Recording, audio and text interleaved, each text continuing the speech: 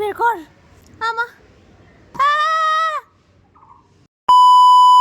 কাল শিব চতুর্দশী ছিল আর আমি বাড়িতে না থাকার কারণে এবারে শিব পুজোটা করতে পারিনি।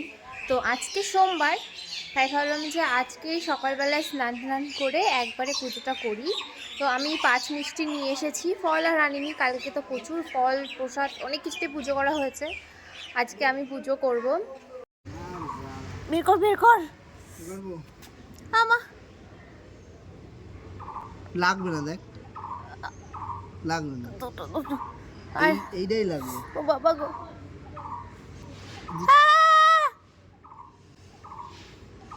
দাঁড়া রে ভাই। এরকম আরেকবার হয়েছিল নাচের আগে, কুলের কাটা ফুটেছিল।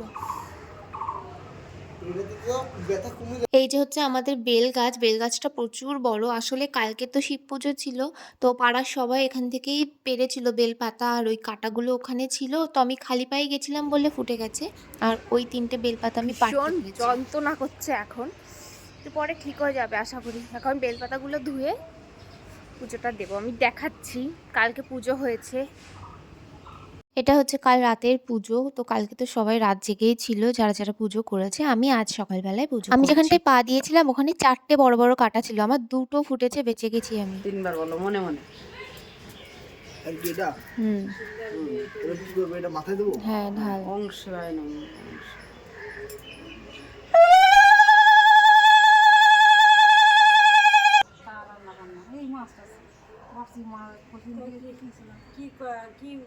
কি বলতেছে এখন কিছু বলতে না বলতে শুনতে আমি পাই না। 1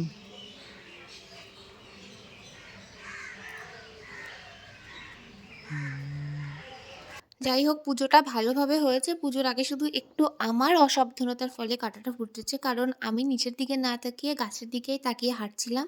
সো আমি দেখতে পাইনি যে ওখানে কাঁটা ছিল। তাই হোক, ভিডিওটা এখানে শেষ করছি, টাটা।